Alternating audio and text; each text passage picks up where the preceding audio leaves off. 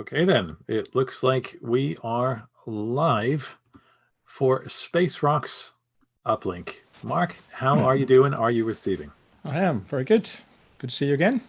Very nice to see you as well. And, I've got a coffee by my side, but to be honest, the occasion feels a bit like it deserves some champagne for a variety of reasons. And without wanting to sound too self-congratulatory, we've just hit the big 2-5 Yeah, episodes, very good.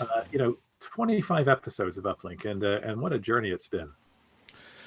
Yeah, I mean, it's, I hate to say we started at the beginning of the first wave. We're keeping going at the beginning of the second, but yeah, it's been 6 months, just a bit more than that. And so roughly one every week or so. And yeah, we've covered such amazing ground. All the way from the science fiction through to the scientists, the astronauts, the musicians, writers, artists, and today, while that's all been going on, this thing behind me has just been cruising through space between Earth and Venus, which is what we're going to talk about today. There you go. See, I had you. You needed to come back there. No. So what are we going to talk about today? This is BepiColombo, of course. It's a remarkable journey. Yeah. We've got a lag today at the beginning. Okay. Oh, sorry about that. It seems that one of those things that just seems to happen every now and then, a little blip, but I'm receiving you okay now. But you were talking about the journey of BepiColombo, and well, I guess it's something that, despite whatever is happening down here, it has been heading toward Mercury in a slightly circuitous method. So tell us a little bit about what happened today, because it seems like a pretty big deal. So BepiColombo, this joint European-Japanese mission that you see behind us, is headed to Mercury. It was launched in October 2018. But in order to basically slow down, because if you go towards the sun's gravity pulls you in. Mercury, of course, is much closer than the Earth. It will pull you in. You need to put the brakes on. And that's what that little blue glow behind there, just above my thumb, that's the engines which are firing for 2 years during a 7-year journey to help slow BepiColombo down. But much of it comes from flybys. So we actually flew past Earth. We came back a year and a half later, back to Earth, used the gravity of the Earth to slingshot us and slow us down, actually, towards Venus. And that's what happened today, the first flyby at Venus. It's the first of 2. The second one occurs next August. And then we're on the way to Mercury, and we have 6 flybys to do at Mercury before we finally go into orbit. So yeah, today had to go right, else we didn't have a mission. And we're going to be hearing from Elsa Montagnon, who is the spacecraft operations manager at European Space Operations Center in Darmstadt, Germany. She's the driver. She's in charge of the team which were driving the spacecraft. And Johannes Benkhoff, who is the project scientist here where I work at ESTEC in the Netherlands. And he's in charge of the science team, all the people that will be doing science at Mercury, but did some today at Venus, which it's too early to know what scientific results we have. But it's great to know that the actual flyby went off very successfully. Indeed. Well, without further ado, we should bring Johannes and Elsa aboard to tell us a bit more about a remarkable feat of engineering, planning, and teamwork as well. Johannes and Elsa, how are you doing? Are you receiving? Oh, one moment. We're just gonna. I think Johannes is receiving, but is muted. Having been through management meetings all day long where people were muted half the time when they were talking, it's... Yes, I'm receiving, but I was muted. Now I'm on the show. That's all right. I think we're... Fantastic. Well, if you're in or around our time zone at the moment, you might have gotten up very early or stayed up very late to watch what was going. So I suppose before we get to what's happening out there in the cosmos, we should start with something a little more mundane. How much have you slept in the last 24 hours? Well, okay, for what concerns me, I got up at 4 o'clock this morning to be on shift at 6, so the night was a bit short, but it was fine. Yeah, in my case, it was about 5 hours. First question for me, and I should know in more detail, but 6 o'clock this morning, European time, was 2 minutes past closest approach. So Whose genius idea was it to change shift halfway, right at closest approach? Well, it's actually a very convenient way to get all the team to watch closest approach.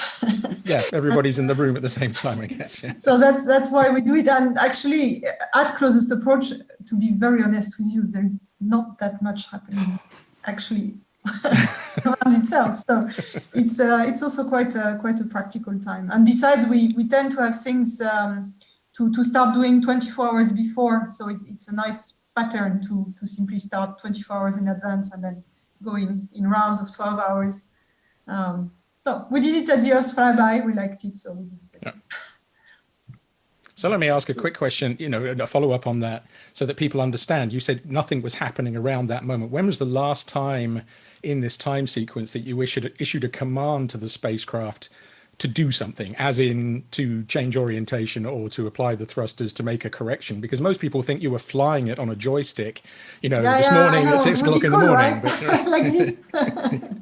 No, it's not the way it works. I mean, most of the work is done in advance. So in the months that navigation, targeting, this is when we do it. But the last part, it's like a slingshot. Yeah, you've aimed and then you release and the ball flies on its own. So we had loaded all the commands last week, and we sent maybe 6 commands today, mostly to stop and restart data retrieval dumps. So it was not very exciting, but everything else happened. I mean, all the imaging and so on with thousands of commands, but they were all loaded on board before. right. Standard. And likewise, Johannes, you, of course, although it's a Mercury spacecraft, it is capable of doing science at Venus as it did at the Earth earlier in the year. So that's obviously been planning for a long time as well. So when were all the commands finalized for which instruments to use and how? Oh, we start quite early, let's say 3 to 4 months before, when we get from flight dynamics the pointing and how we can fly, and then that is when we start which instrument can be operated and which instrument should be switched on and what time. And so that is then all pre-planned, and then the commanders are due, I guess, a month in advance. Then everything should be on ESOC side, but of course some commands are even arriving later, but at the end we manage. And then the flip side to that, of course, is that, and as Elsa said, data they're not instant. Venus is a long way from Earth. The spacecraft isn't necessarily in the right orientation. So data were coming back. Is everything back now from the event, or will we see? Yes, how long will that take? Elsa is nodding. No. Okay, you both tell us what we've got and what we haven't got. Yeah. Well, I don't know if you want to start, Johannes, with what we've got, and then I can complement with what we haven't got yet. No, first of all, we started already doing some observations almost 48 hours before the flyby, but unfortunately we only got data down this morning, shortly starting before the flyby. And this morning we got data down from the monitoring cameras. Then MERTIS was starting operation already 48 hours ago. They got a few of the data already yesterday, but most of the data they got today. Then we have the IR instrument. It's an accelerometer also there, as far as I know, got the data today. Serena, I'm not 100% sure, but I think also they got most of the data, and the magnetometer. And MGNS, I think they have to wait, but Elsa, you can maybe say a few more. Yeah. We have units that are still operating. In fact, as we speak, we have several. In fact, most of the instruments except MERTIS and Phoebus, they are still operating now. Several of them for another, basically until tomorrow, until 24 hours after closest approach, so tomorrow 6 o'clock.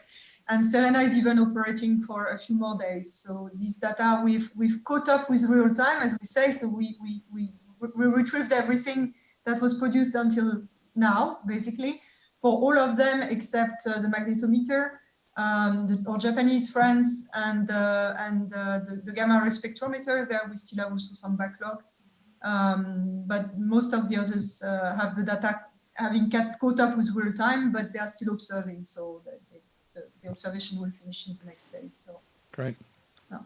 I wonder if I could just bring it down to just a practical level. You know, I mean, I love a lot of things about Uplink. One of them is the informality of it all.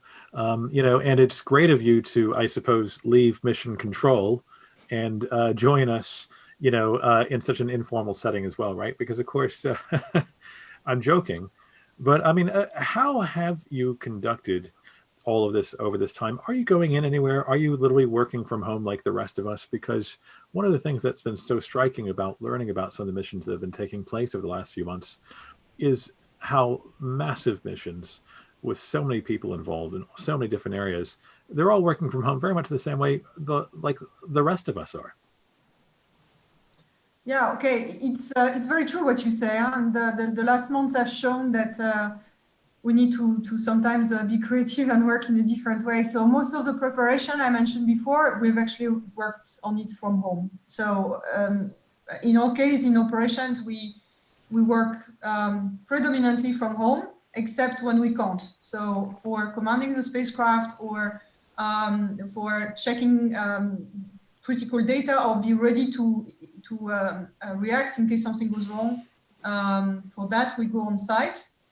But okay, I went yesterday and today. I hadn't been in a pass with a spacecraft in, I don't even remember when, maybe, no, last time was not the Earth flyby, it must have been in June or so. But it felt like spending time with a friend, yeah? It happens so rarely.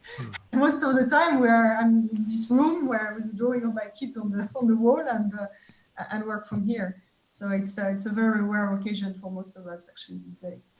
Yeah, also from the science side, all the scientists stayed at home, and we have our tools where we get the data and we see the data processed. We are connected via several channels. For example, Slack is one of the channels where the scientists are connected, or we had a direct contact this morning to the control room that we know what's going on.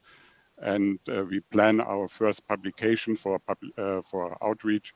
And those things were done all remotely.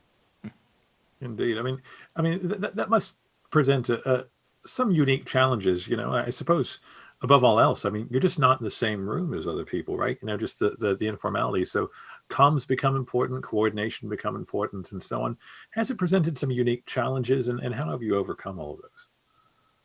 Well, okay, the advantage we have is that my team is in its form since several years, so we know each other very well. Okay, we have a team member who joined in January, and for him, it's been pretty tough, yeah. Okay, he spent 2 months with us, and then he had to go home. So we're still catching up with certain things there. But otherwise, we've built relationships over years, sometimes decades, and this helps enormously. So whenever we have tricky things to discuss, the fact that we can rely on these relationships that have been built up over time, in time where we could actually have informal exchange with each other and, you know, go on mission and go for dinner together and exchange personal facts and gossip, something like that. All this is benefiting this period now.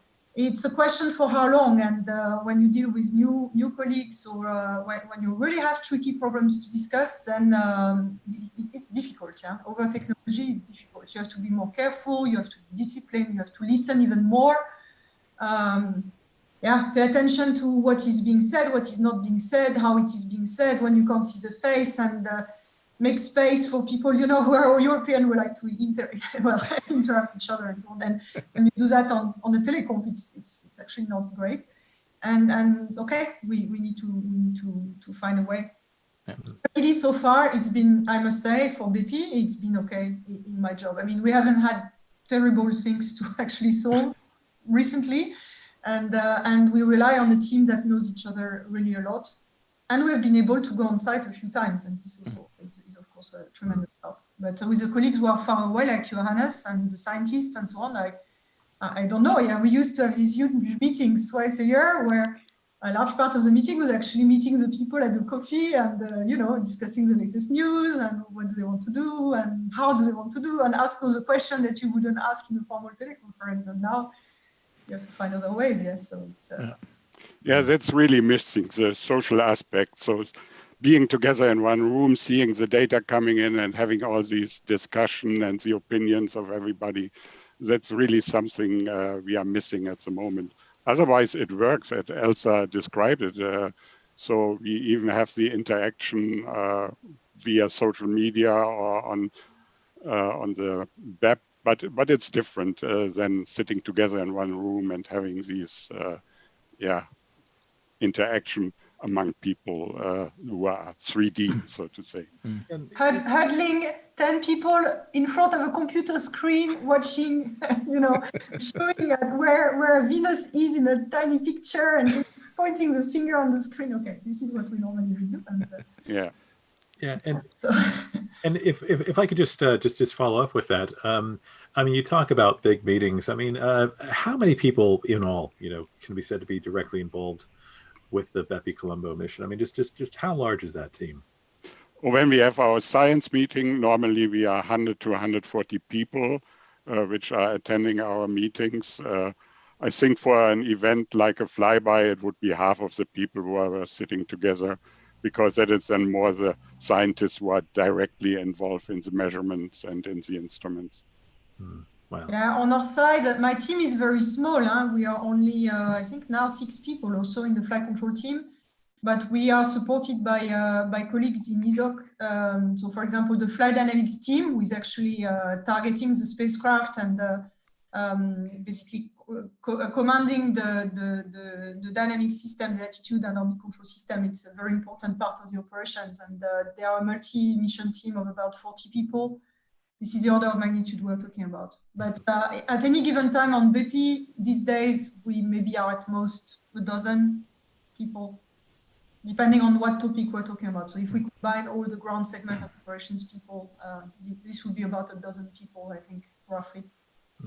So let's take that aspect that you both mentioned, which is the time span. You've both been involved in this mission a very long time. The mission started before either of you, I think, were involved as well. I mean, it has a very long history in ESA. It has a long history in the science community. So, Johannes, why are we doing this? What is the mission? Give us the breakdown of what it is, why it's doing what it is, and why are we where we are today? Because it didn't start yesterday; it started decades ago. Yeah, the question always is where we come from, where is the solar system built, and those fundamental questions we would like to answer. And in order to answer this question, I personally think, and I think many people also, is that Mercury is a key element, because it's it's the planet closest to the sun, and so it has an important role. Also, when we look at exoplanets, many exoplanets are found in orbits like Mercury, close to the parent bodies. So I think we have, from ESA side, studied comets on one hand, which are far out, and all the planets like Mars, Venus, but also Jupiter and then Saturn and Earth. So Mercury was like the missing stone, also the missing part of the puzzle. And then one reason for it is that Mercury is not easy to reach. And then so there was the idea, of course, going to Mercury quite early, but it took a long time that we were able to find the right way to go there, to send a spacecraft there, and to bring it into orbit. So, but all in all, I gave a brief explanation why that's the case. But before you go on, why is it hard? It's not that far away, right? Pluto's a lot further away, and we've just been there. So why is Mercury difficult? Yeah, you need almost the same amount of energy going to Mercury then, or bringing a spacecraft in orbit around Mercury, than sending a probe to Pluto. And so it's because you have to brake against the sun, and that is something which is not easy at all. And for our spacecraft, and that is one reason why it takes 7 years to go there, is we cannot take so much fuel with us to do the braking by ourselves. So we need the help of the planet. And that is the reason why we're doing these flyby. In total for BepiColombo, we have to do 9, 1 at Earth, 2 at Venus, and also 6 at Mercury, before we are able to bring our spacecraft in an orbit around Mercury. So this is not the first mission that's been to Mercury. There have been ones which have been there before, most recently Messenger, but before that as well. Why? Why? And this just, the picture behind me here, this is a huge spacecraft as well, right? 6.5 meters high. It's actually 3 spacecraft. why have we elected to do something so complicated, you know, and take so long over it when, hey, you know, we've been there already, you know, haven't we answered all the questions? This is Venus, by the way, for the people watching. It's not Mercury. But... You don't do this mission that often. So with BepiColombo, when it was planned or when the first ideas were born, which were in the 90s of the last century, at that time, messenger was maybe also in the mind of some people, but it was for sure not on the table. So as you said, the only mission was a flyby mission we had in the 70s. This was Mariner 10. And so we wanted to do everything at once. So we were thinking of having a spacecraft which is close to the planet, which characterize the surface and the interior, but also to look at the environment around the planet. For that, you need a more spacecraft which also goes into a little bit further out to probe the magnetic field around Mercury. And even in the early days, we were thinking of also sending a lander with it. So in the first idea, we also had the idea to land on Mercury altogether. And that has made our spacecraft very complex and very complicated. And then early this century, we had to descope, unfortunately, the lander for cost reasons. And then it took us almost 20 years to be there where we are right now. And it will take us another 5 years until we have reached Mercury. That's the way it is, unfortunately, yes. So let me ask Elsa then, because you mentioned already, Johannes, this idea, you know, we have to use the planets. We've got these ion engines on board. I'm not very good at indicating things. We've got the ion engines on board, which are clever in their own right, because they're on for 2 years during the mission. They're not just rocket thrusting briefly and then turning off again. The flybys are very important, but that of course brings us to why it's called BepiColombo in the first place, right? Because, you know, as Johannes said, it wasn't just worked out overnight how to do this kind of journey. So I mean, one or other of you who, because I remember at the launch, the person involved, BepiColombo, he wasn't there, but his grandchildren were there, and that was quite something to meet them at the launch at ESOC. But yeah, if you know Elsa or Johannes, you know, what did Giuseppe Colombo, what did he actually do? Oh, BepiColombo was a mathematician from, BepiColombo was a mathematician from Padua, and he was very brilliant. And at the time of, in the 70s, he advised NASA. And one of his ideas were to put the spacecraft in an orbit around the sun to enable multiple flybys on Earth. And he also had the idea of the flyby at Venus at that time. And so in honor to this mathematician who had, by the way, a couple of days ago, his 100th birthday, so he would have turned 100 on the 2nd of October, we, in honor of this man, we named our mission.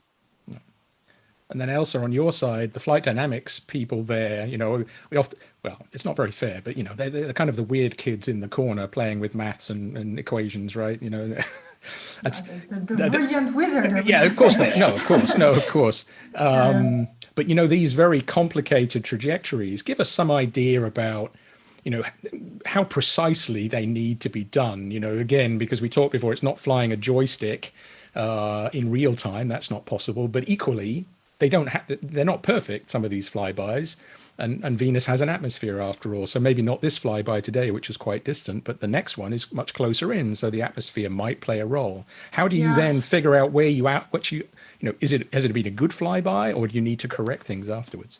Yeah, this is really extremely important, and we don't get to talk actually much about this, but most people might believe that we launch the spacecraft and then we just fly to their destination by magic or brand or whatever. But it's in reality, as you just said, it's really not like that. Yeah, you don't go with a joystick, but you need to continuously assess where you are with respect to where you want to be. And I'm not the right person to throw in numbers with a lot of decimal places, because that's a flight dynamics colleague to do that.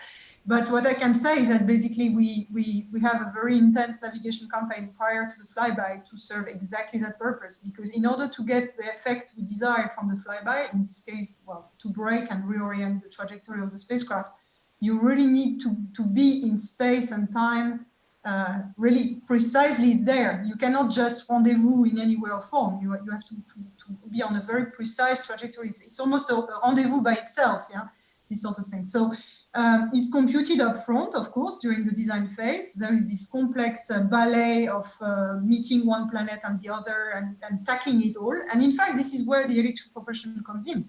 Because if you had to find a sequence of 9 flybys like this that would work, as we said, ballistically, it would be extremely hard. And maybe you would have one launch opportunity in a decade. And then if you missed it, that was it. The rendezvous was missed.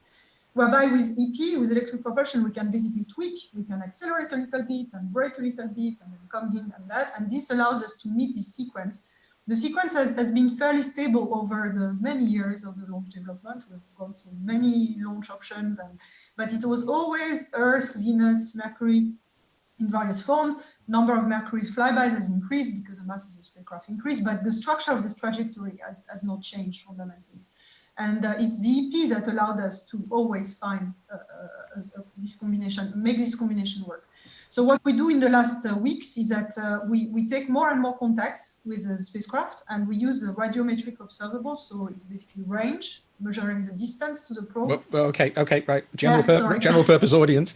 I was going to ask the broader question. How do you even know where we are in space? Right? It's a 3D problem. Yes. How do I know where I am relative to Earth, relative to the Sun, relative to Venus? You said navigation, but be a bit more explicit. How do I navigate in space when there's no GPS, there's no roads to follow? Yeah, there is no GPS and roads, but the spacecraft is giving us a signal, and we can make use of that signal. So in fact, this is the way it's done. So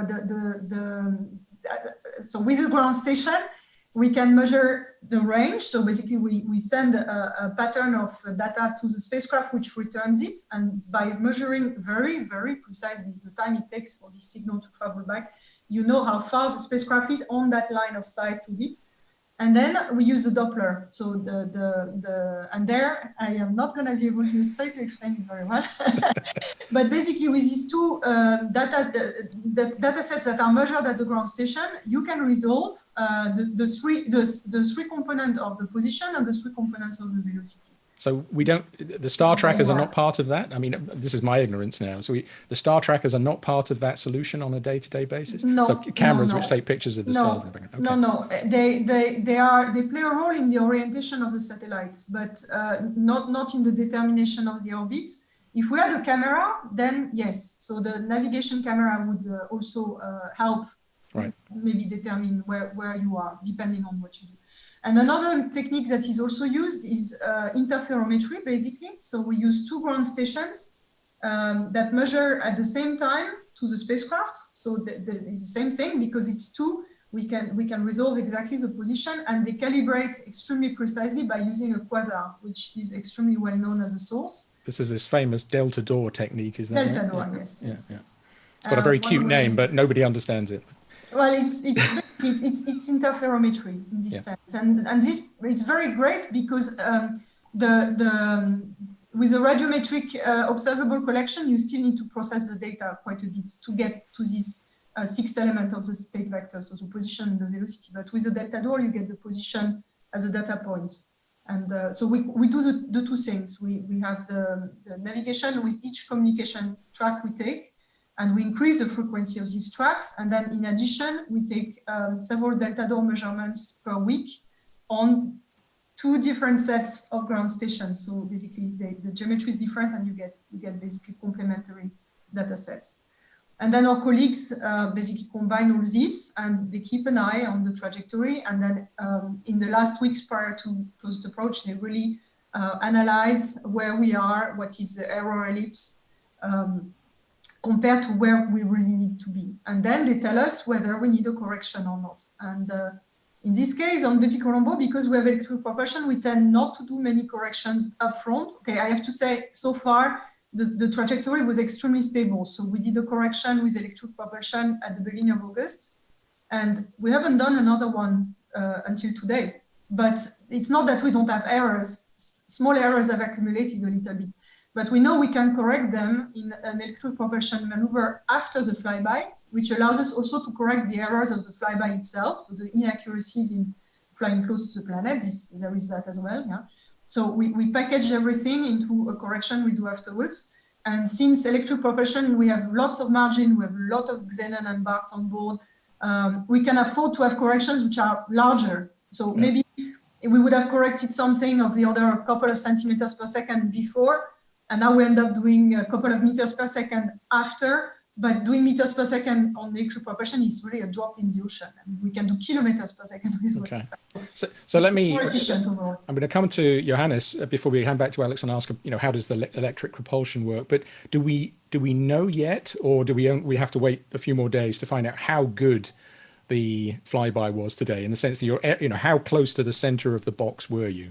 Well, we know it was good. So we were where we needed to be. With what accuracy, we will know tomorrow. So we will get a report tomorrow. But the colleagues, I talked to them today, and they are very confident and satisfied with what we have seen. So we know that this was very good. Anyway, as I said, it's a slingshot maneuver. Yeah. So we knew that the trajectory was extremely stable. We know exactly where we were. So there's been no surprises with this. I'm always amazed, Mark, because I saw an estimate 4 days ago, and normally they hit this estimate within a meter and within less than a second. I mean, people just need, let's have a moment of silence, a minute of silence to appreciate what the hell that means, right? Because I think Venus today is 175 million kilometers away, right? It's kind of around the solar system a bit from where we are. Yeah, it takes 10 minutes for the signal. Yeah. We're just watching this, and, within meters and within seconds of time. I mean, it's utterly remarkable, the level of precision. Now, again, the spacecraft, with respect to the sun, these days is flying at something like 37 kilometers per second. So roughly, to give an order of magnitude, it's like going from Darmstadt to Frankfurt in 1 second. Yeah. So it's 133,500 kilometers per hour. Yeah. So get that wrong, and you either hit Darmstadt or Frankfurt. You can't have to 1 second. Yeah. I mean, sorry, Alex. I just wanted to, before we leave this, because we come to the science maybe, but electric propulsion, ion engines, this caused some problems on Bepi, getting it, making sure it was going to work, making sure it was all qualified. Give us the rundown, Johannes. What are these things? What's happening with this blue glow at the back here? It's not a rocket in the classical sense. No, as you said, it's an ion engine, and so what we do is we accelerate ions, and then by leaving the spacecraft, that gives the spacecraft a little push, and this push builds up over time.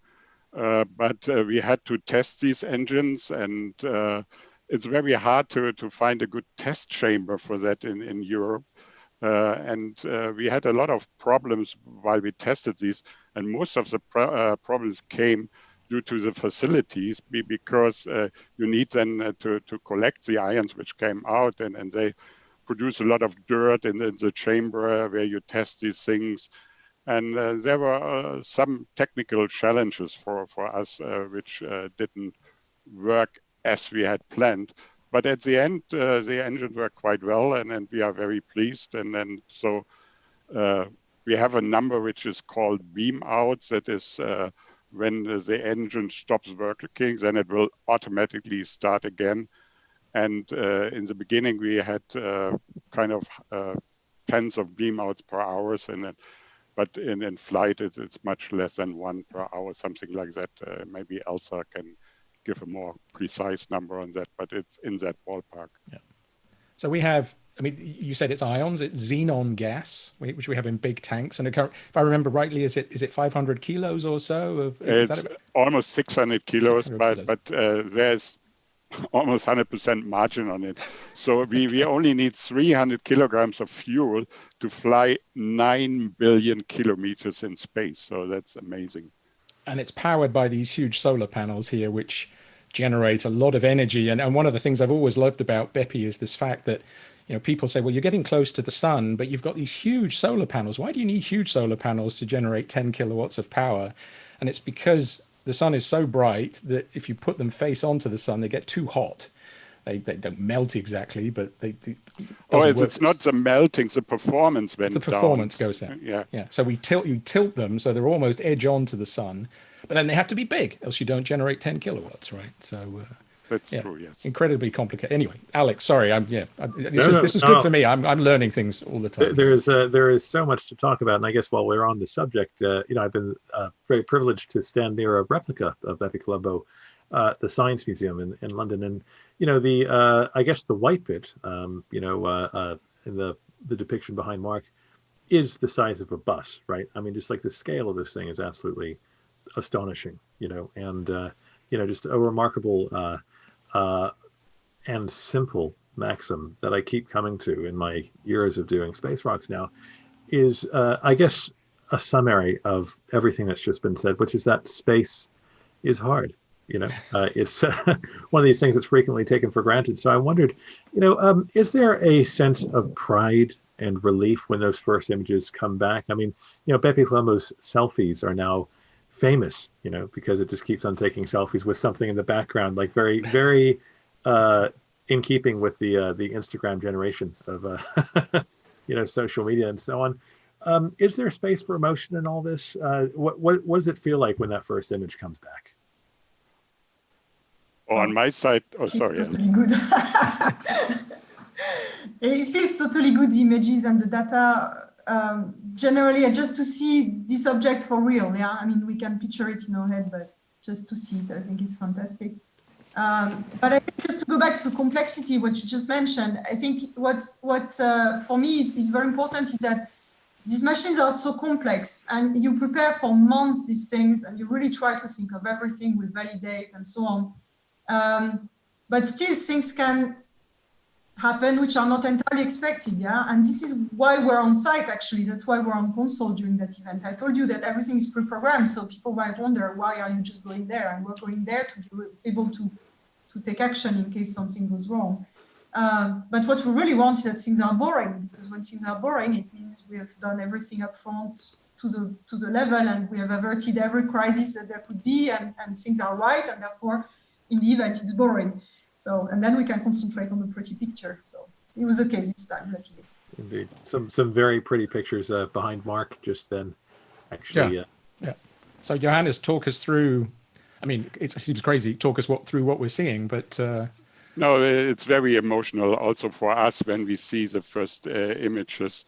And these are images which are taken around closest approach. So the first image, what we see here in the movie or so, is taken about 40 minutes before we had our closest approach. And these are 64 images which are put together, and they were taken roughly 1 second apart. So it's 1 minute, sorry. Yeah. It's 52 seconds apart.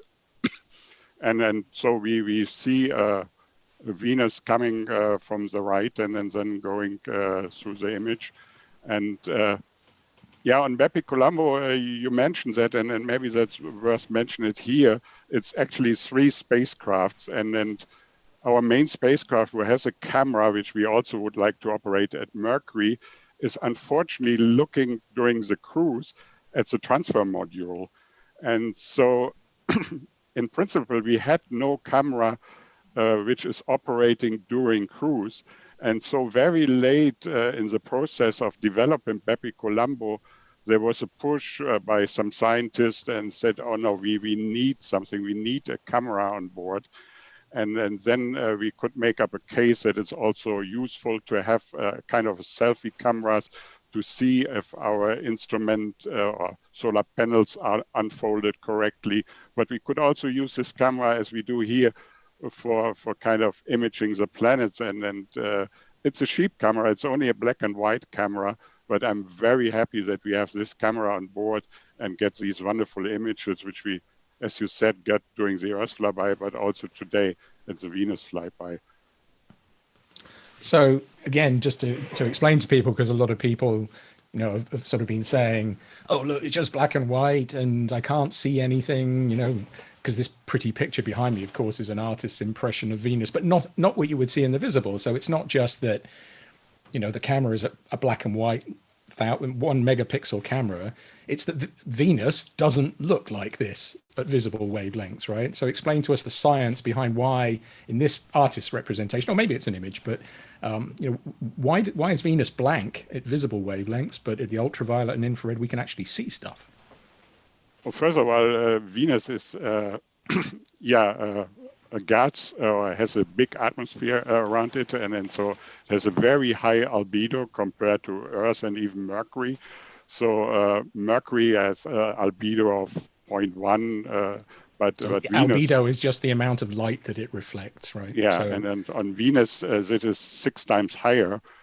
So we get a lot of reflection from Venus, and for that reason in the images, unfortunately, Venus is a little bit overexposed. And although we had the shortest setting or shortest integration time, we couldn't avoid this very bright in the visible image which we got here.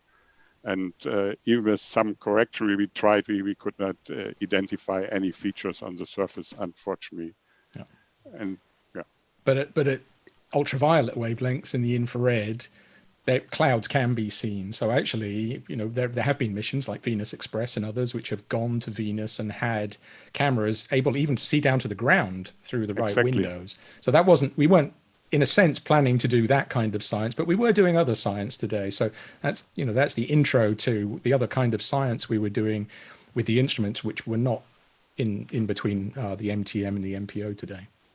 Yeah, exactly. So we have a very novel instrument which was not even on messenger. This is a thermal infrared spectrometer. And with this thermal infrared spectrometer, we can look at the atmosphere in a range of 60 to 80 kilometers. And then there we can see molecules in the clouds like SO2, sulfur dioxide, and carbon dioxide, and even H2SO4, whatever is the right name for it. Sulfuric acid. Yeah, sulfuric acid. And those things we are able to measure, but also with our gamma ray Newton spectrometer, we can see some elements in the surface like oxygen or carbon, nitrogen. And then we have our Phoebus instrument, this is a UV spectrometer. And then there we can, NO gases can observe at roughly 80 to 200 kilometers. So with our different wavelengths, the depth into the atmosphere, you mean, when you're talking about kilometers, how deep down we can see? Yes, with different wavelengths, we can look at different depths into the atmosphere. That's correct, yeah. Right. And so I can't let that go without bringing up, of course, the big subject, or at least for some people, the big topic, because the recent discovery or the identification of one absorption line at radio wavelengths of the atom or the molecule phosphine, PH3, which was a paper published a couple of weeks ago, and people are wondering, is this potentially a biogenic molecule? Is it being developed by life, or is it coming from the active volcanoes? Which we know from Venus Express and other missions are on the surface. So this MERTIS instrument you just described wasn't designed to do this at all, but at least it was having a go today. So give us a sense of your expectations about what those data might and might not show. Oh, this phosphine shows a feature at 10 microns, and then in principle, it is covered by the wavelength range of the MERTIS instrument. On the other hand, the amount of phosphine which was discovered is extremely low, and our instrument is unfortunately not sensitive enough because this instrument is designed for operating at mercury at much higher temperature, and so it has a bolometer detector, and that is a special kind of detector which doesn't need cooling.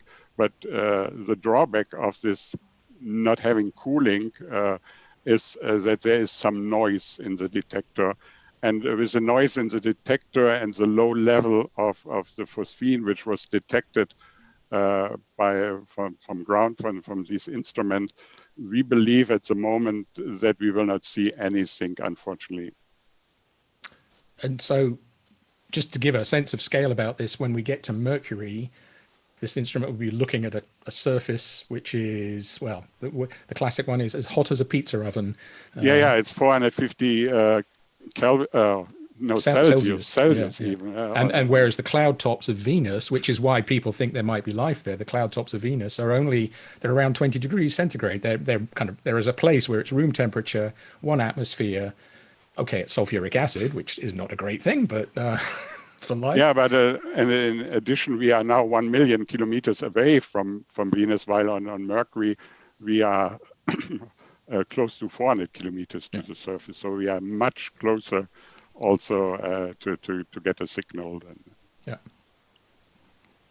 So Alex, go ahead. I have another question about challenges once we get to Mercury. But no, please go ahead, Mark. Well, I was going to talk to Elsa because, one of the great features or one of the great challenges and why BepiColombo is white like this and covered in a kind of fire person's outfit, big puffer jacket made of incredible thermal protective equipment is because we have Mercury at 450 degrees on one side. We have the sun 10 times brighter than it is here at the Earth because we're closer to the sun. So, does that give you nightmares? Challenging, thinking about how to operate a spacecraft like this without it being, if it's in the wrong orientation, we're in trouble, right? If it's not perfectly lined up. Well, Sorry to bring that up. But... Interesting. The biggest trouble is the solar array. You already mentioned it for cruise, but actually for Mercury it's much worse in a sense, because at least in cruise we always keep the same orientation with respect to the sun mostly. So we can put the solar arrays in an offset position and then leave them there, and we don't need to move them too frequently. I mean, okay, when we fire electric propulsion, we have to adjust them a bit more, but most of the time it's basically you're happy with adjusting the position incrementally a few times a day by individual commands, it's fine. But at Mercury, the spacecraft is turning around the planet with a periodicity of 2.3 hours, and basically it's flying nadir. So basically, it's rotating around one of its axes to keep its observation direction towards the planet, meaning the geometry towards the sun is completely changing every single second. So it's varying all the time. But as you said before, the technology we have put together for this mission is only qualified to 200 degrees Celsius. And in order to be comfortable with the array, we would have needed to qualify to 350. So something is going to give. And the way to do it is to keep the array offset, as you said, very, very far from the sun. In fact, almost with a grazing light. But this offsetting has to be adjusted continuously. And if we get it wrong, and the corridor is very, very narrow, then we can damage these arrays beyond repair, or go into a domain where the spacecraft doesn't have enough power and reconfigures itself because it lost power. And on this mission, it will really be really bad. So it's going to be very difficult. In order to do that, we have come up with a modeling, actually, of the solar array. It's something that, 15 years ago, we said we would never want to do, but we had to. So that's where there we go. So it's a physical model of the array and its immediate environment. So it models not the entire spacecraft, but just the front face of the satellite that radiates back towards the solar panel. And of course, to be clear before you go on, the one we're talking about is this one, right? That's the one. It's a little one. Yeah. That little one stays active, whereas these big ones are on the propulsion module. They get dumped once we get to when we're finally in orbit, right? Yeah, we're talking about the little one, the 7 meter long. Little, there you go. Okay. And but we have a model that is embedded in the control chain. So basically, Flight Dynamics they are the team which will be actually commanding this profile, and they do that by running this model to predict at what temperature the array will be. It's not even just a single temperature point. It's basically there is inaccuracy in the position of the array. So you have to model this inaccuracy and have a corridor for thermal and a corridor for power. Then you have to be within that. So it's very novel. We've never operated a mission like this, and very critical. And this has been one of the important points of discussion during the development phase, for sure. For the inside of the spacecraft, I would say, there we rely a bit on we rely on the fact that the thermal blanket is doing its job, and there's not much we can do. I mean, if for whatever reason we have heat, basically a hole in the thermal blanket, which there was great attention put that this does not happen. But if we have a hole such that the sun or Mercury radiated energy goes inside the spacecraft, then we would be really in trouble. But we rely on the fact that there was great attention given to it, I mean, very detailed sewing by hand. Exactly, sewn by hand on the by hand, of this ceramic fiber. It's unbelievable. We really rely on those colleagues having done a thorough job and paid much attention to close every single gap that there could be, while enabling the moving parts to still move. So we were very complex shape, to cover the spacecraft, to close up everything, but still allow the antenna to move and the solar array to move and so on. So this is sometimes maybe underestimated, but it's very critically important on this mission. You could maybe also add the flip over maneuvers, which we also need to fly, since our spacecraft is not hiding behind a sun shield, and we're having a very close, almost circular orbit, 400 times 1,500 kilometers, and going over the poles. And since our spacecraft also needs to get rid of the heat, we have a radiator on one side. But if you fly a spacecraft over the pole and going around the sun, at one point the radiator will get the sun on its side. And in order to avoid that, every 44 days, every half of orbit, we need to flip our spacecraft by 180 degrees to put the radiator on the other side, in order to avoid that spacecraft is overheating. Well, I must say I didn't mention the flip because for me it's just a slew. It's just normal work, But it's one that's very important. I think also on this turn, what's really very special on Bepi is that indeed you have a narrow corridor you have to stay in. And if for whatever reason, I don't know, they study all these failures that tend not to happen normally, but could, like a wheel get blocked and you get imparted a big rotation on the spacecraft unplanned, then you get the wrong surface exposed to the wrong, basically, source of light, and you can really damage things very rapidly. So we have to react the spacecraft has to react extremely fast. In fact, we cannot react, it would be too late. So we had to basically build autonomy for the spacecraft to save itself for this sort of cases. So it's also one aspect of complexity. It's, so why did we make life so difficult for ourselves? I mean, Messenger's been there. Messenger had an orbit where it only came in close and went a lot further away. Scientists, we didn't ask to do this because we wanted the engineers to have something to play with at Mercury, right? Well, sometimes it goes that way, but why do we want to be so close into Mercury, Johannes? What are the key questions we hope to learn from BepiColombo by being in these orbits? Or this special orbit, or this close thing that has to do with coverage. We wanted to be close to the surface every time, so in the south and in the north. And on Messenger, for example, because of their more elliptical orbit, they were very close at high latitudes on the northern part of Mercury, but far away from the planet in the south. And with the orbit we are doing, we get a very thorough and good coverage in the north and in the south. And our closest point to the planet is drifting over time. So when we start our mission, we are close over the North Pole, but after 1 year, we are at the same area on the South Pole, and then we're even drifting further to the south.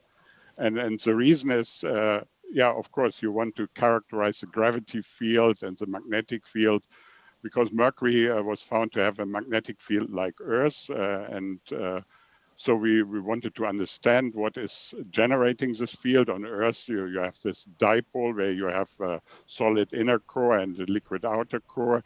And is it the same on Mercury? Since Mercury is a very small planet, in the past people believed that this planet is already solidified, but now people believe, now in order to drive this magnetic field, it needs to be fluid. But other theories said it's maybe induced by the sun and by the magnetic field from the sun. So we want to separate these components of the magnetic field. Then there was the result by Messenger that this magnetic field is even shifted by 400 kilometers, which is 20% of the radius to the north. And then so in order to find that out, you need to be close to the surface. And that is one thing. The other thing is, it is assumed that there are ice on Mercury, and so we mentioned 450 degrees at surface temperature. So why is there ice on this planet? And that's because that Mercury is not tilted like Earth, and when Mercury is rotating and the sun is shining, you have some craters in polar areas which are deep enough that the sun never shines into it, and there we believe there could be water ice. And in order also to have good measurements at the poles and to characterize it, you want to be close, and that is one thing. And then from MESSENGER, there's one result which is also very fascinating. They found hollows that are structures or features in some of the craters which are brighter than the material in the surrounding. And these features are believed to be formed due to recent activity or gas which is going out. And one thing is, if we could measure with our high resolution camera that this feature has maybe changed when we compare, for example, the results with MESSENGER, that would be a fantastic result. So then we would detect activity on a planet which, when I started out, was everybody said, oh, why do you want to go to Mercury? It's boring. It's looking like the moon. It's heavily cratered. Nothing spectacular is going on.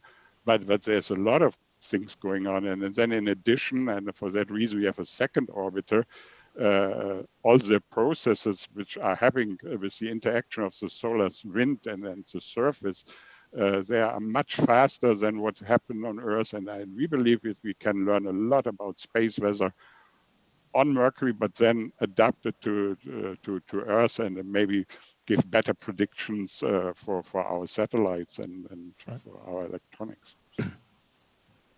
Well, I mean, in a sense, Johannes, you actually just answered a question that I had, which I suppose, broadly is the most basic one we could ask, which is, why do we study other planets? And of course, in the framework of 2020, of course, I mean, there's so much about the environment and Earth's climate, that is making headlines. So, in terms of our daily lives and trying to understand a bit more about our own planet, I suppose that's one of the reasons why, as you were explaining so eloquently, we do study other planets, right? Because it's not just for its own sake or simply because it's there, but because it helps us understand our own world as well. Yes, that's always, you go out and then to try to understand what's going on and learn from it. And of course, you never know what you are learning and then what you are experiencing, but there are similarities between Mercury and the Earth. I mentioned the magnetic field, and if you understand processes which are going on Mercury, you can draw some conclusions for Earth. Indeed. But also for the material we use when we build the spacecraft. So 80% of all the materials when building the spacecraft has to be adapted to the environment of Mercury or newly invented. And those things will also push technology on Earth and maybe help us to better protect here and there our environment. So I had a question to bring it across to Elsa. So one of the things which is also important, this is an international collaboration between Europe and our Japanese colleagues, but picking up what Alex said, this is a mission for everybody in some sense. It's a mission of exploration. It's an expression of what it means to be human, to be curious, to reflect back on our own world. But Elsa, of course, you were, you've been fortunate enough to have been, let's call it, in the firing line in November 2014, when the eyes of the world were upon everybody. But you were there. You made a decision in November 2014 with Philae, because of course, although you were already involved in BepiColombo, you had some time off and let's just go and operate a lander on a comet, right? Why not? It's a kind of a cool side job.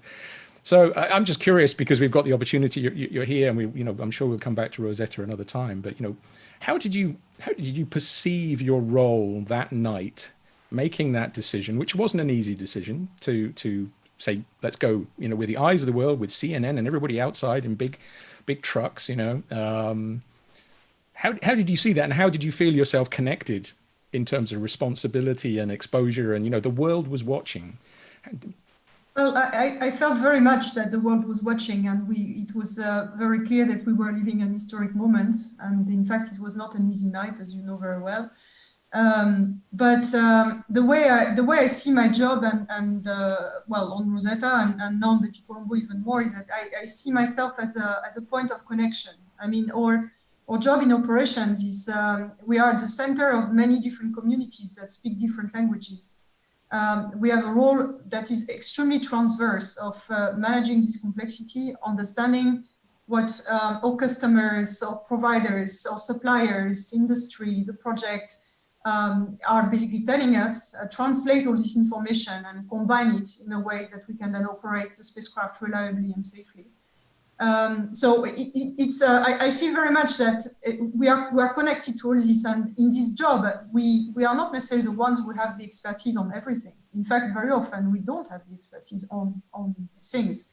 We learn a lot and we build expertise of our own, and there are things that we end up then doing where we put our own added value, of course, but we rely on very specific domains. I mean, there are extremely technology domains. Take the ion engine.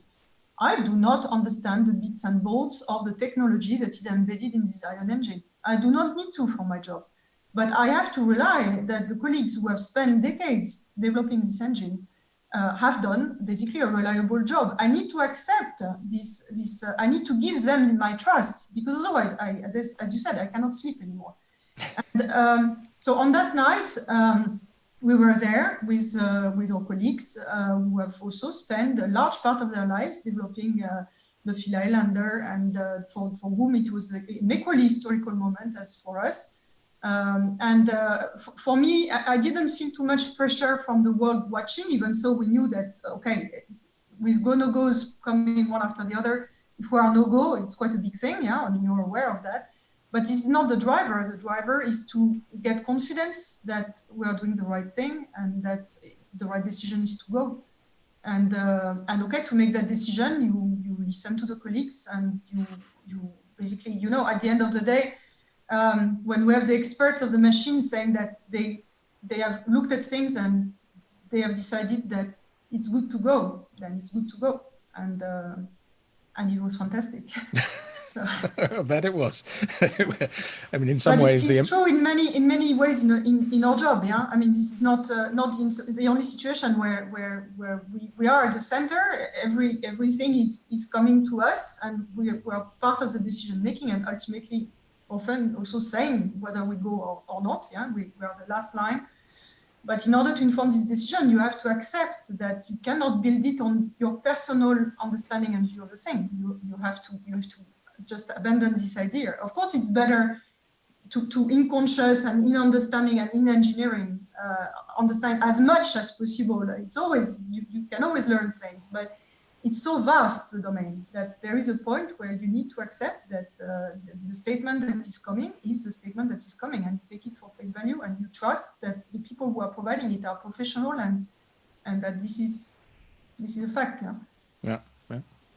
It's been said before on Uplink, you know, and many other places as well, that, I mean, ESA itself as an organization is very emblematic of cooperation, you know, and that perhaps the real innovation that comes is not just the technology or the science, but just the ability of large organizations to basically work fluidly, you know, and dynamically and so on. And I guess that's reflected in the kinds of teams that work behind missions like BepiColombo, because, you know, I suppose there is an element of human psychology in it all, you know, one of, you know, ego and of course, you know, there's a human factor, but learning to, I suppose, transcend that, you know, and achieve a common aim. Very true. Alex, you are absolutely right. And we've gone through quite a number of crises on Bepi as well during the development phase.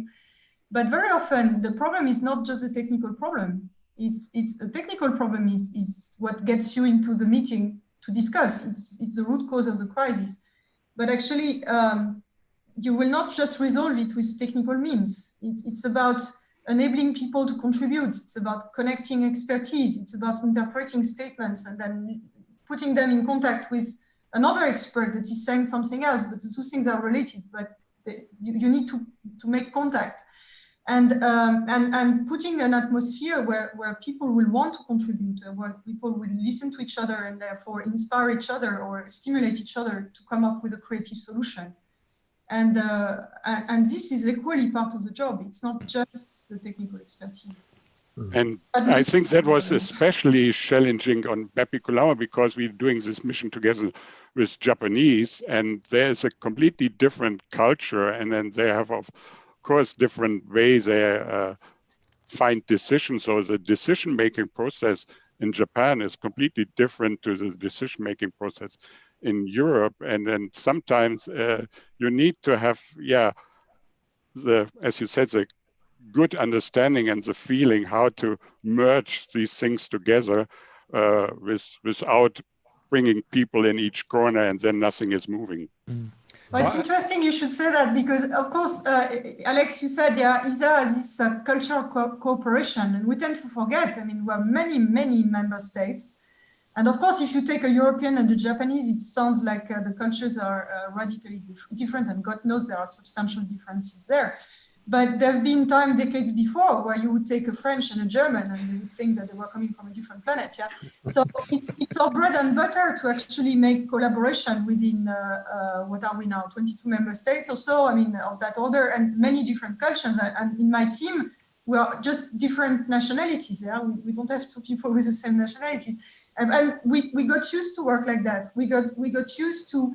Not just take a word and then make a just lock on a word and complain about a word because the meaning is not quite right, but because none of us is basically speaking, working in our native language, to just go beyond that and try to go behind the just word and try to get the wider understanding and all these things.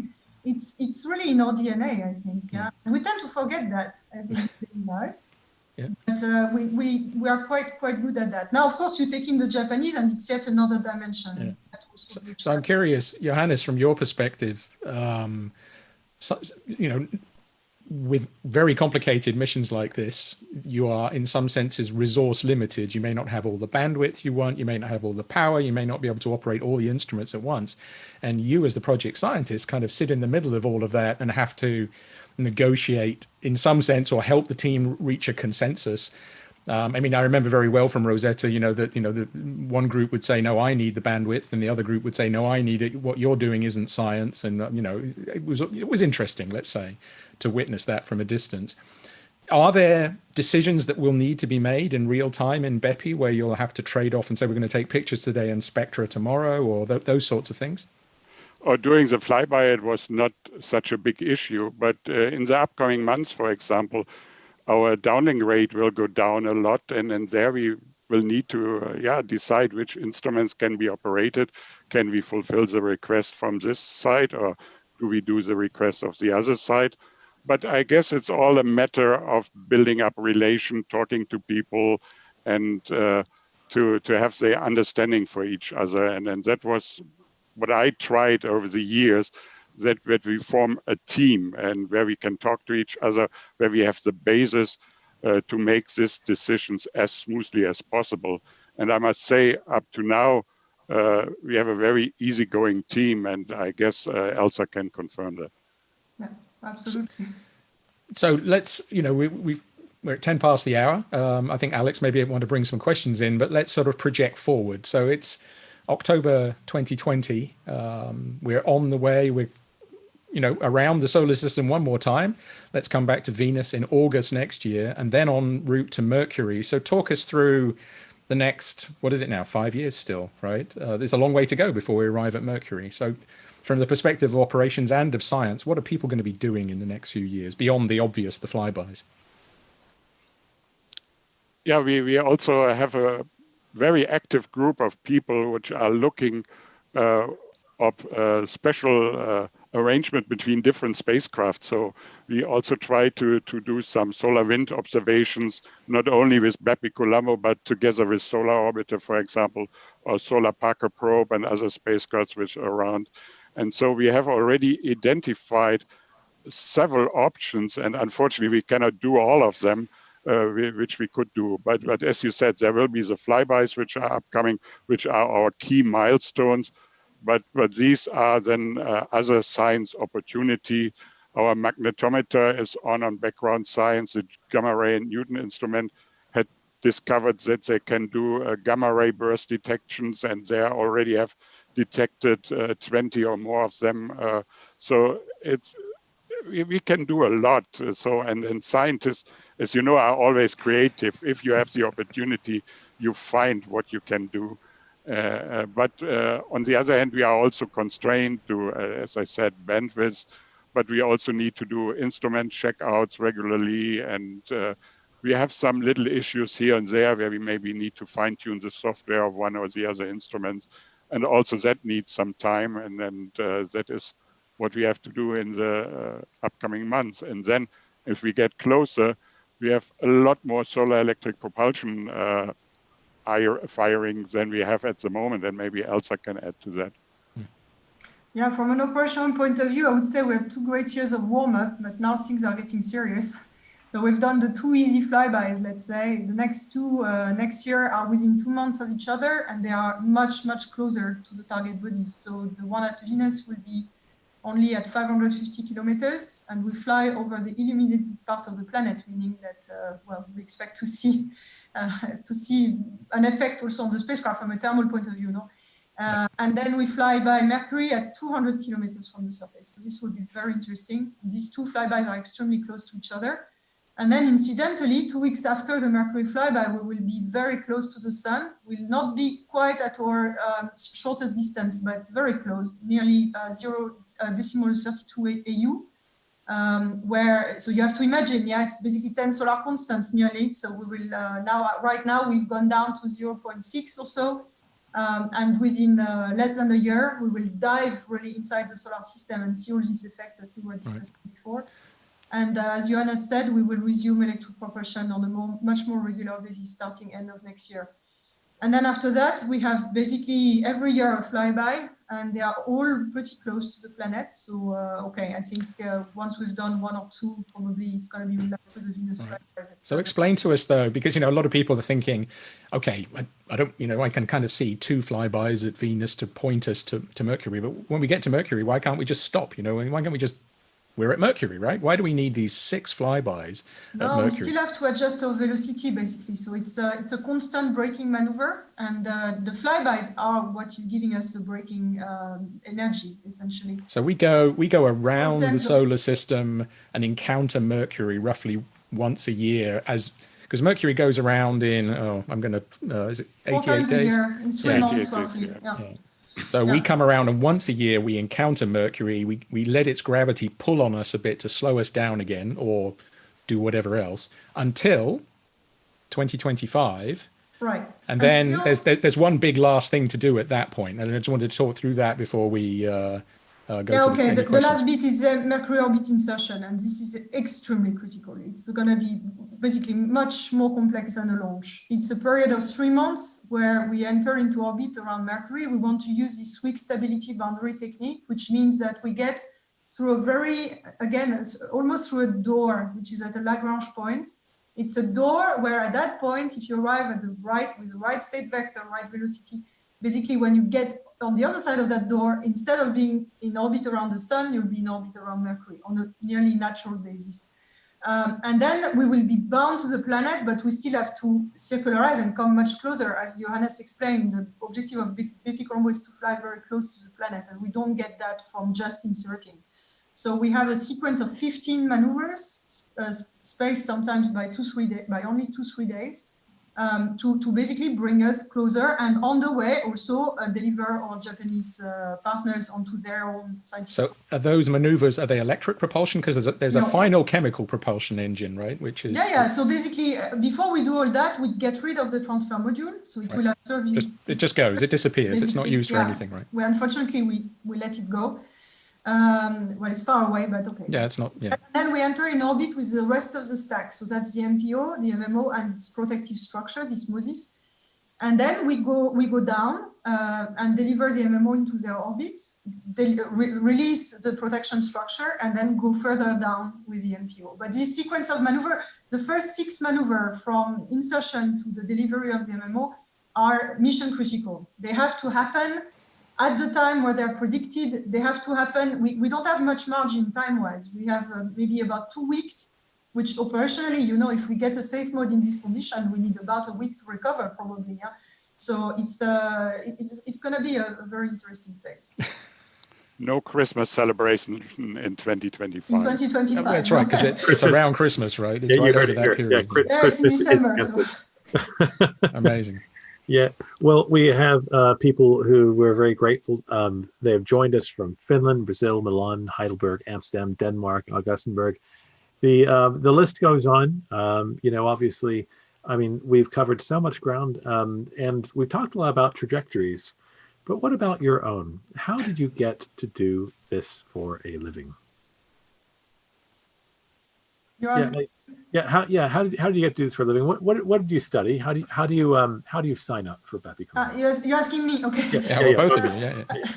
Yeah, I studied engineering in France and in Germany, and I studied aerospace engineering. And at the time, I was a bit not determined in what I wanted to do, but then I came across ESA and ESOC in particular. I had the luxury to come to ESOC as a student, and I fell in love with the place. I just felt that dealing with this mission was the coolest thing ever.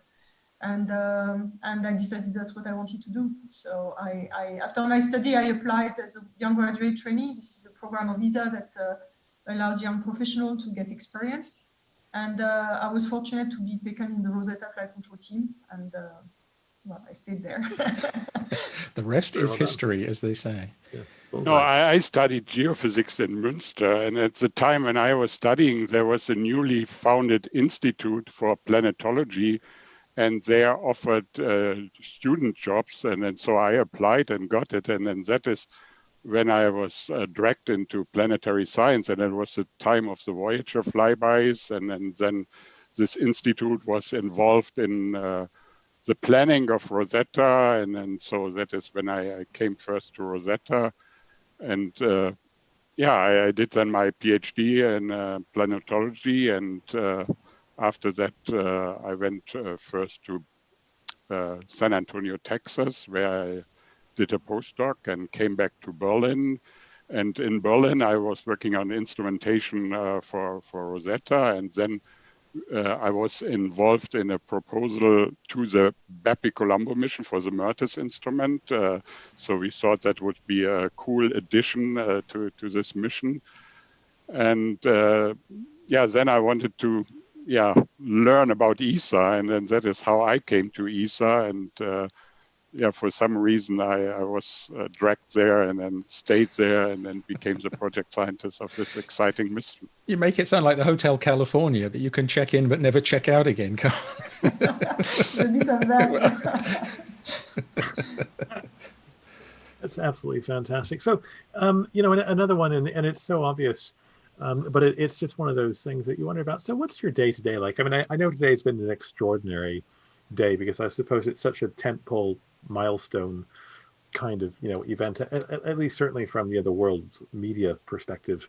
And so, but what is your day to day? Your 9 to 5 and so on. I mean, just what occupies your time during these vast gaps, obviously between slingshots and everything else. Because I'm not saying that you're not busy in those times, but what's next for you on the agenda?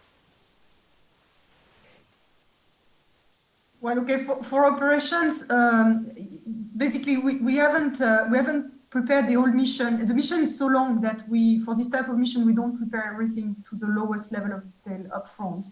So as Johannes knows very well, I mean, now we've just done the flyby. We've looked also at the next phase. So basically it's the part of the mission that brings us to the next flyby. So we've covered that in great detail. Now we're talking about what to do with instruments, because we can plug that on top on a pretty short-term basis.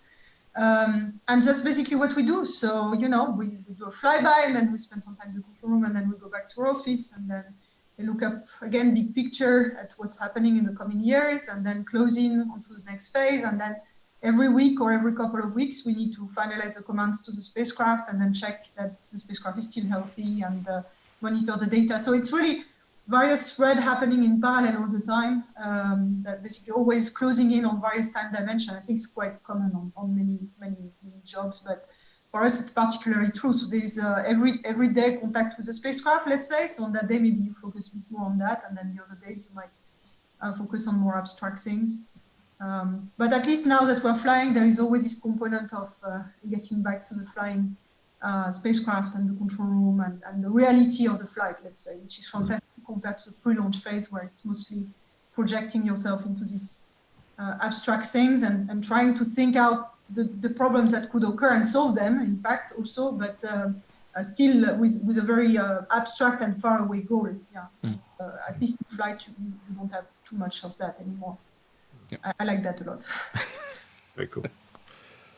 Yeah, some ESA mission likes to live or seems to live forever, and they operate for tens of years. And so, but I believe that for BepiColombo it will be totally different because we have a spacecraft in a very harsh environment. And in order to do good science, we want to be very, very prepared. And so my main task is to organize or prepare or together with our colleagues in Spain to set up an environment that we have flawless operations when we are at Mercury, because our goal is that within less than a year, we want to completely map the planet and get a very thorough coverage. And to make that working flawlessly, that takes a lot of my time. But then the daily work, like preparing the flybys, talking about science opportunities, promoting our mission, going to conferences, and so that is a main part of my daily life. What's the life limiting factor in BepiColombo? Is it the environment and the unpredictability of it, or is there some other aspect of the mission which says it will not go longer than a year, 2 years, 3 years? Some missions, of course, as we know, as you say, some missions have got fuel which will take them into the 2040s, it seems, but BepiColombo is not quite in that situation. On one hand, we do not have active orbit control when we are around Mercury, and we do not know 100% how the orbit will evolve around Mercury. There is a chance that after a couple of years, we are ending up on the surface. It's very likely for our Japanese spacecraft that it will happen after 3 or 3.5 years. On our spacecraft, it's not 100% clear, but we need to see. But then probably there's also a limitation on the fuel which we need in order to operate our flip over maneuvers and to the nadir, being nadir all the time to control the spacecraft. Is that mostly done on reaction wheels, this continuous nadir pointing and the rotating of the... only done on reaction wheels. Well, okay, they get desaturated every day, so we consume fuel for that, but yeah, it's mostly... Yeah, we'll leave that as an exercise for the student to work out why you need propulsion if you're using reaction wheels. But but I think on top of that, it's you know, we've already said that the environment is very harsh. Yeah, I think maybe we can bring that to light by saying that in the ground testing they did of the materials, this beautiful white blanket that they put, when they put them in the chamber at 10 solar constants, the thing comes out brown like chocolate. So. And the properties vary through that, right? I mean, you don't have the same level of protection when the optical properties are so much degraded. So if I had to bet, assuming the orbit will be stable, eventually we'll run out of fuel. This is clear, but it might take, depending on how well it's been predicted and with the margin we have, it might take a while. But I think I would expect we see a lot of degradation on this mission that we normally don't see. So we have missions designed for 5 years that last 20 because, you know, they are not in an environment, they're actually preserved in space, and they are not in an environment that damages them so much. I think for Bepi it will be different, I would expect. Yeah, I think so too. Fantastic. Well, I suppose, did I get it right? Is it August of 2021? Is that the next loop around? Did I understand that correctly? Yeah, that's correct.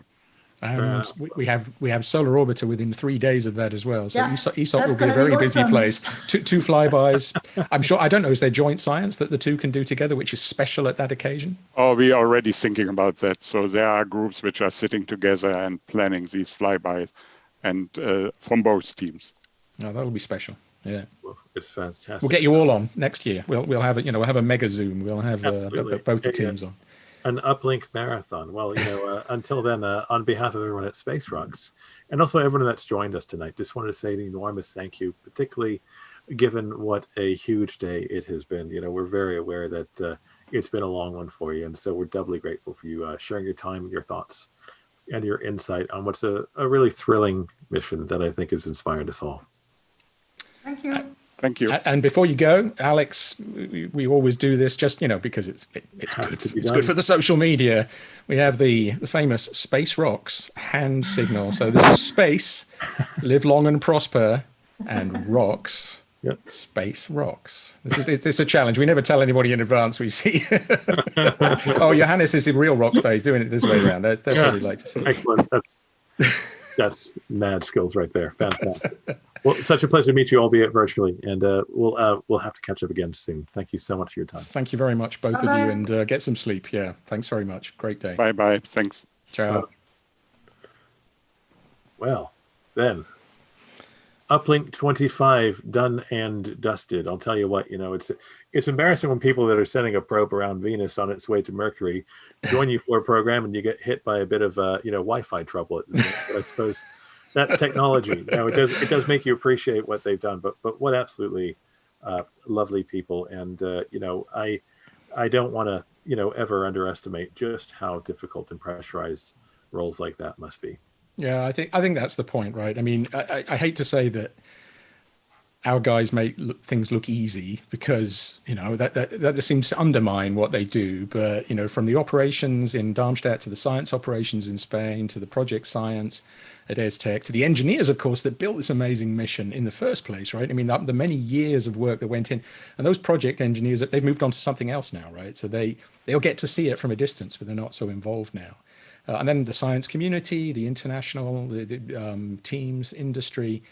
Yeah, it's amazing that it comes down today to two people we've talked to. But as you mentioned earlier on, the hundreds and hundreds of people who work together as teams. Well, it never ceases to impress me, And I sit in some of the meetings where you see, how is this ever going to work? But, it just does. But with lots of work put into it. So, yeah, these are proud days to be working for an agency like ESA when you see things like this happen. Yeah, no kidding. And well, I think as we all know, without being too heavy about it, I mean, we could all do with a bit of inspiration these days. And for sure.